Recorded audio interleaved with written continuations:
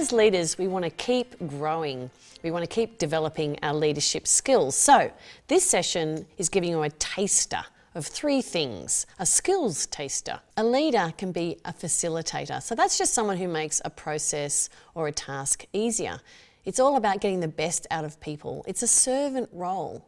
So it's saying, how can I create an environment where people are going to be at their best and we can get the most out of them for the sake of the whole team? I'm sure some of us have had experiences of bad facilitation. That might be where we've gone to a training, let's say, and you're sitting there and there's a lot of note-taking, quite a lot of lecturing and not much responding.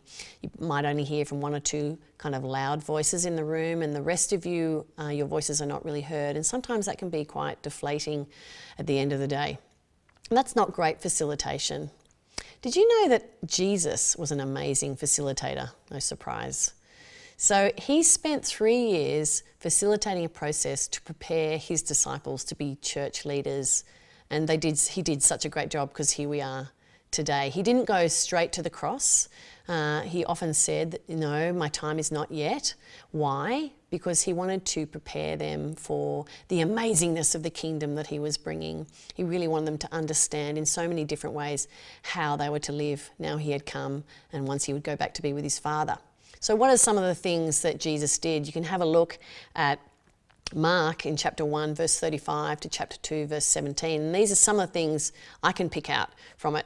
He stretched people's thinking, and he really made people think for themselves. He also really challenged the status quo. He was radical.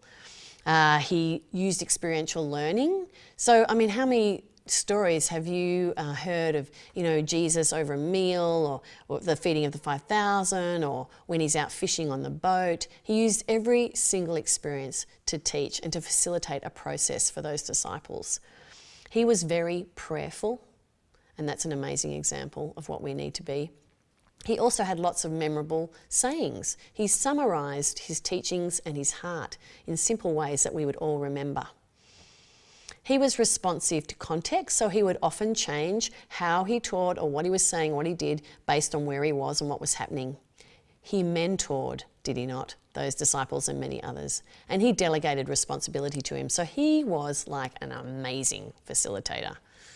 Okay, so we might not be able to facilitate exactly like Jesus, but we do have his Spirit, so let's give it a go. I want to give you some high fives, 5 assets that we all have as facilitators, okay? So they're like, well, let me explain. The first one is time. So what we need to do as a facilitator is to manage time really well for our group. Make sure things don't go too long, give people enough time when they need to have discussions, shorten things so you get what you need done throughout a training session, for example, or if you're doing a task. And that's our job, and we really bless others if we can time manage well. The second asset we have is space. You're thinking, what, you mean like stars, planets? No, I'm meaning when you're running a training or you're doing something with children, you're in a space. It might be outside, it might be in a classroom with a whole lot of desks, it might be in a big hall, but you need to look at your space and think, what can I do to make this space as workable as possible so that we can do experiential learning together, we can have times when we're in small groups. You need to adjust your space so it fits what you need to do in any given task. So for example, when I was doing a training in Siberia, we had a room full of desks and they were all facing the front, very much lecture style. And I didn't really want to do it that way, so I got all my brothers and sisters to pack away those desks, move them around the outside of the room so that we had space in the middle to do activities, but also we could sit and stop and chat. It was flexible, so that's what I mean about space. The third asset we have is equipment. So it's our job as a good facilitator to just make sure we've got stuff that we need, so that we've got maybe a flip chart and some pens and some post-it notes, or whatever you need for an activity you want to run, make sure you've got it there already. You can really serve and bless a team when you come prepared. The fourth asset we have is people. And actually that's the most important thing you've got in the room, no matter what you're doing. So people are God's image bearers, and you want to bring out their unique gifts and talents, and so you want to make sure you hear from everyone and they have room to thrive. There are some people who are really verbal, there are others who are really good thinkers and they're much more internal, so we want to give time to all the different types of thinkers and people we have in the room. And the fifth asset we have is work modes. What am I meaning by that? Well, that means sometimes you might want to do discussions or an activity in a large group, but then sometimes there might be more intimate sharing you want to do, or looking at something just quietly. You'd have two people, or if you really want people to do business with God, maybe just have some time of reflection, then you just have one person. Or you might have a group of three. If there was a small task you want to do, if there was a bigger, more complex activity, you might have 7 people. So depending on what you're doing in your facilitation process, you'll change the number of people that are working together. So there are 5 basic assets and there are 5 basic skills. So let's look at those. So first of all, you can observe. So you can just have a look at what's happening in the room, particularly when you go into discussions, for example. You can see what's the energy in the room. Are people feeling flat? Are they really energetic? Do people look confused? You can even ask people to show you on their hand 1, 2, 3 or 4, 5. How are they feeling? Are they feeling that they understand the process? And they can tell you by putting the number of fingers up. Or are they feeling confused? Maybe they only put up 1 finger. So there's lots of things you can do to just observe what's happening and make sure everyone is understanding and is keeping up with what's going on. The second skill is to listen actively. So you're listening well, making sure there's lots of room for discussion. And then often they know that you're listening well if you can summarize what they've said. That's really important. A third skill you've got is asking powerful questions. And actually, this is probably the most powerful skill you have. So rather than just lecturing or just talking and people listening, you're actually getting them to think. So it's what Jesus did. He was an amazing question asker. So he would ask questions to stretch thinking. And sometimes, if the timing's right and it's the right kind of question, people will have that aha moment. It's then, as they're thinking and discussing, that they can really have a moment where they get it, whatever it is that you're trying to teach or whatever it is you're trying to show. Okay, fourth skill is to summarize. So putting something in a nutshell. So let's say you've had 20 minutes of discussion. If you can just summarize like a key point or a statement that's come out of that, that's really helpful for everyone. And then 5, make action steps. So make sure when you get to the end of your program or your training, whatever it is, we've got steps that all of us get to do. So it doesn't just end in that moment when you've finished doing your whatever it is together. Everyone goes home knowing that there's things they've got to do. Perhaps they've got to retell. Maybe they're going to run a training themselves. Perhaps the kids are going to go and tell a Bible story to their friends. Whatever it is, give everyone action steps. So it's an active thing, it's not passive. A good leader can resolve conflict. Now, most people think conflict's one of 2 things. It's either fight or flight. So, you're either like competing or you just want to avoid and run away. And I have to be honest with you, for a very long time, I did a lot of that, the avoiding bit.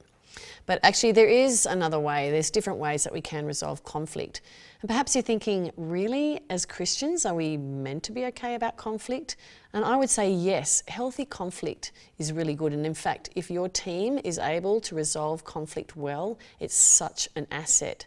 And it's really important, because otherwise Satan will absolutely use it. And I'm sure you know the effects of that. I mean, we see unresolved conflict and what happens in families and in churches and in awesome partnerships. And we don't want him to have the victory in that sense. So let's get good at resolving conflict. So there was a guy called Thomas Kilman who came up with kind of a model of, guess what, 5 things.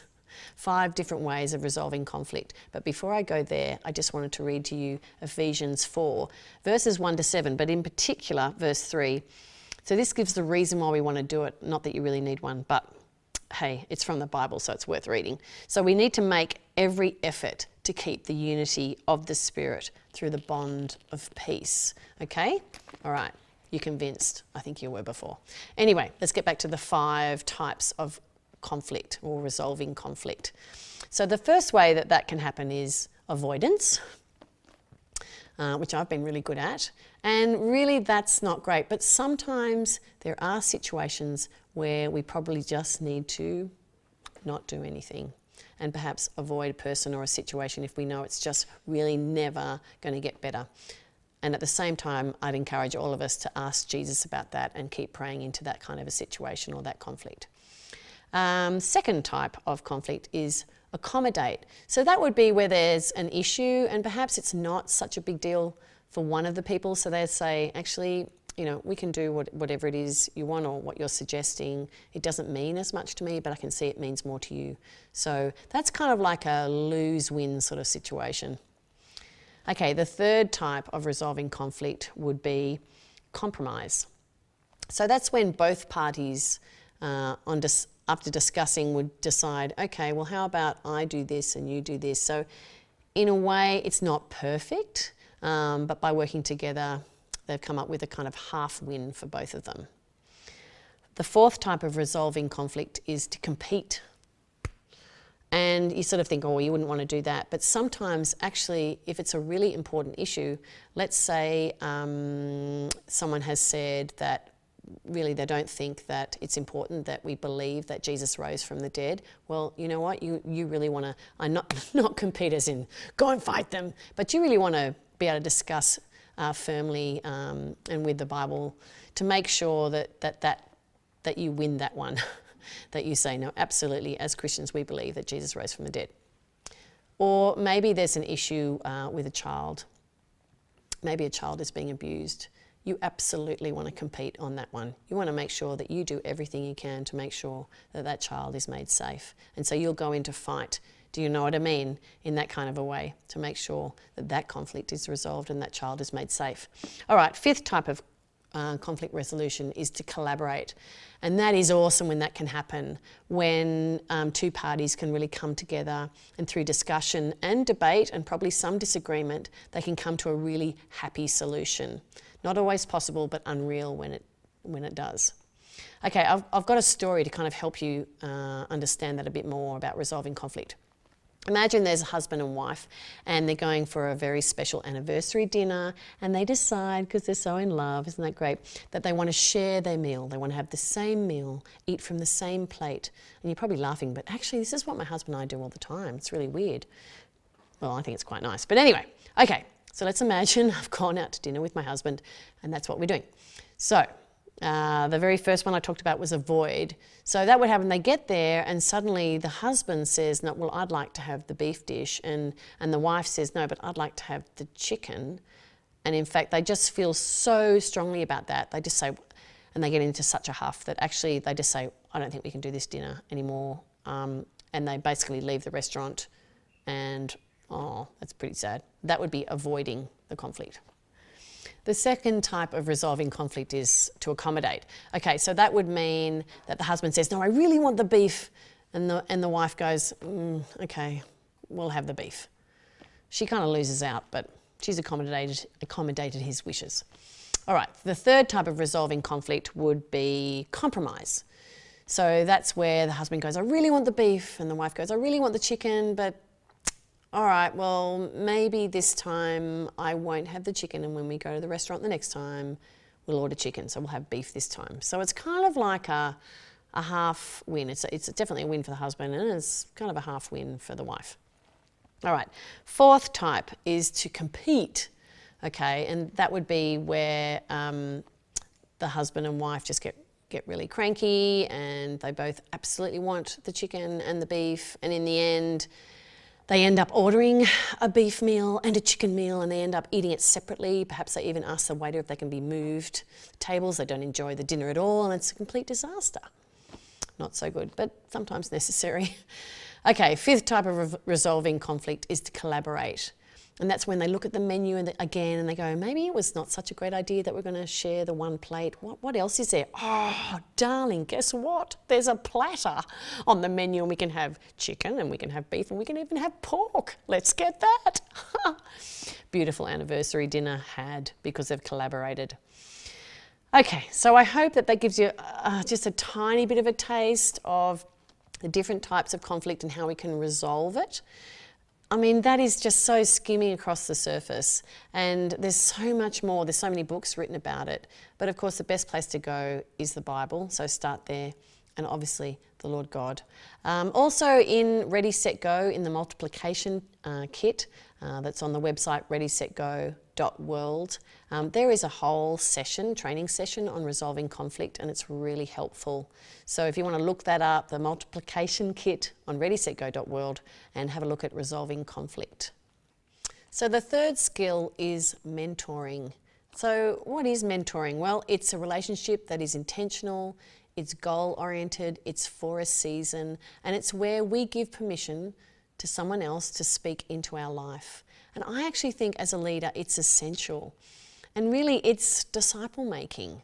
So as leaders, we need to think, who are we mentoring? And in fact, who is mentoring us? So I'm sort of pointing behind. Who's behind us? Who's mentoring us? They don't necessarily have to be really old or really wise, but there's someone that can speak into our life. Who is walking alongside us? So that might be a peer that might be at the same life stage as you, and you might be able to share together. And who are you mentoring? So that might be someone younger. I have benefited so much throughout my life through having mentors, people who have, in my work life, in my ministry, I've been able to go to and really learn skills from them. And then right now I'm mentoring a couple of young women who are at university, and another beautiful woman who's a children's worker. And I think I have to say, I almost get more out of it perhaps than they do. But it is a really essential thing. I think if we want to be a Jesus lover and we want to be a disciple maker, I think mentoring is essential. Don't get freaked out by the term. It's really just about coming alongside someone, and also making sure you've got someone who's got your back, someone that you can be mentored by. And it's going to be for a season. It's not always for forever. If you want to know more about mentoring, there's a really easy, simple, beautiful booklet that some people have put together. If you go on max7.org and you just type in the search bar mentoring, you'll see a couple of booklets that will deal with that. And it's certainly worth having a look. So we've just skimmed across the top of 3 skills. What were they? A leader can facilitate and really help a process and bring the best out of people. A leader can help resolve conflict, and that's really worth doing because we don't want Satan to have the victory. And a leader can be a mentor and should be a mentor and be mentored as well, because we're all disciples of Jesus and we're all disciple makers. Let's keep going.